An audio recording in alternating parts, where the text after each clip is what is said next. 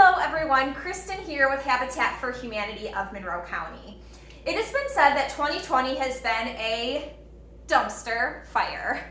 And to really understand what that term meant, I looked it up, and in summary, it basically means dun dun dun, disaster, right?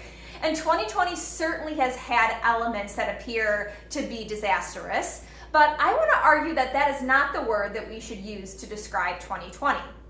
As I've been reflecting on what has happened this year, especially here at Habitat, I was feeling something quite different. So I looked up the opposite of disaster. I'm not sure you can guess the word, but it's actually blessing. As soon as I saw that word, I felt like that perfectly describes how God has worked and how He has used all of you in 2020. It has been a year of blessing. Albeit those blessings came out of struggle, and they were blessings that sometimes we often took for granted, but there were so many blessings at hand. So what I want to do today is just tell you about them and thank you for them.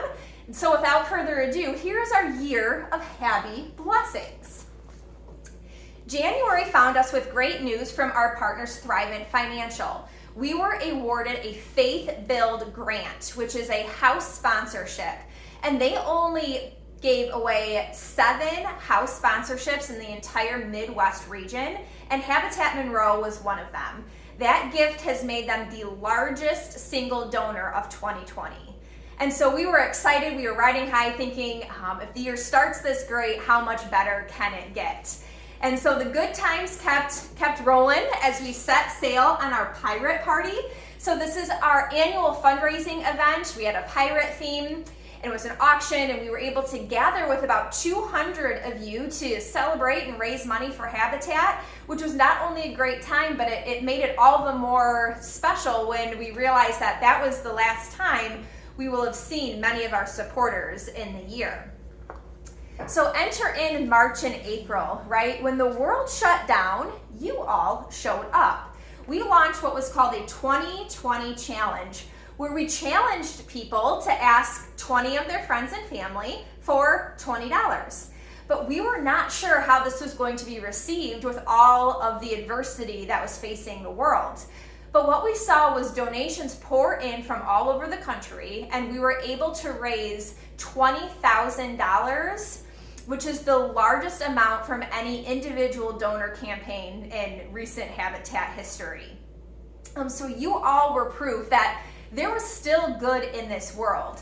But it wasn't just the individuals that showed up, it was also the businesses. Corporations became funding pillars for us during this time.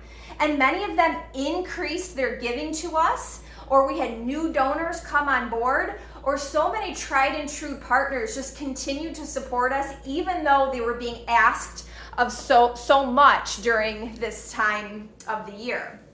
Now, throughout the summer, we had some fun things happen. We were able to develop and redo our entire website. So if you have not checked that out, I encourage you to do that.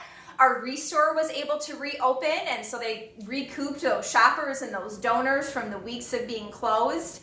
And we developed virtual volunteer opportunities, understanding that face-to-face interaction was something that was just not going to happen during our busy summer build season. But we still wanted to engage with the people that like to support us.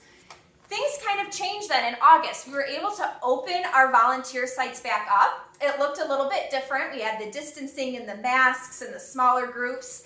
But something really cool happened. Every Tuesday, Thursday, and Saturday from August to November were filled with volunteers. Now that's rare in a normal year, and even more special in a year like 2020. So we love our volunteers for the fact that they supported and they showed up when we needed them most. And then the fall had us planning and hosting one of the few in-person events of the year, and it was our Trunk or Treat. And this was our women's leadership event. It was a trunk or treat, it was a tailgate, it was an auction, and it was so good and refreshing to actually see people in a safe way and raise money for the work that we were doing here in Monroe County. And then November, we focused on Giving Tuesday, which is actually a global day of giving and generosity, but we put our own twist on it, right? It was Giving Tools Day. And so we were raising money and asking for tool donations to replenish and restock our tools for the build site. And we got donations in tune of $10,000 and some great support and donations to start to end the year on a high note. So we were thankful for a successful Giving Tools Day campaign. And then, of course, December, we had our year-end giving. We hosted a Comforts of Home raffle, which allowed people to give back during this time of year and a chance to win something as well. And again, we had record amounts of donations and new donors and increased gifts during this time of year than we've seen in recent history.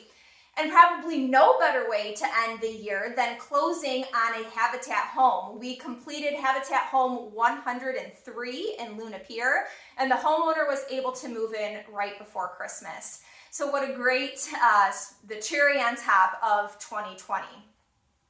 So here we are about to enter another year, and I can only pray that we see a year of such generosity and commitment and all-out support to show love to our neighbors and be a light in a world that has so much darkness.